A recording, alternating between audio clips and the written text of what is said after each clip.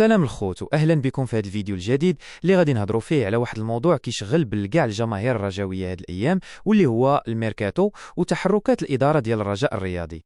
كاين بزاف ديال الغربله، كاين اللي غادي يمشيو وكاين اللي غادي يبقاو، والاداره حاطه بلان واضح باش توجد فرقه صحيحه للمنافسات الماجيه وباش ترتب بيت النادي وفق رؤيه استراتيجيه واضحه ومدروسه. نبداو بالناس اللي صافي حسموا امورهم وغادي يغادروا القلعه الخضراء بشكل رسمي.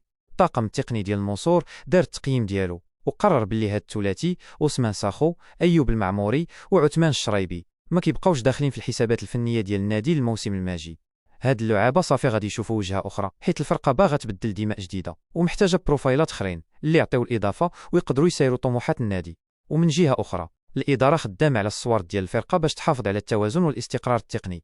المفاوضات مع المدافع عبد الله خفيفي وصلت لمراحل متقدمه بزاف، وكاين تفاؤل كبير باش يمدد المقام ديالو ويستمر يحمي دفاع الرجاء. وفي نفس السياق الجمهور الرجاوي يقدر يرتاح من جهه النجم ادم النفاتي، حيت الاستمراريه ديالو مضمونه ومؤكده بعدما تم تجديد العقد ديالو في وقت سابق، وهذه ركيزه اساسيه غادا تعاون الفرقه وتضمن الاستقرار في الخط الامامي.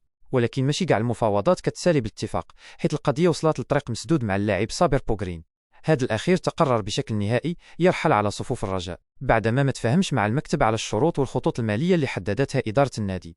كنعرفوا باللي الإدارة دابا ولات حريصة على الميزانية وما كبغاتش تخرج على السقف المالي المحدد، وداكشي علاش الفرق كان هو الحل الأنسب للطرفين. وهاد الغربله مازال مأثرة على لا ليست ديال الفرقة، حيت الإدارة الرياضية دابا كتقلب على عروض باش تسوق لعابة آخرين سواء بالبيع ولا بالإعارة.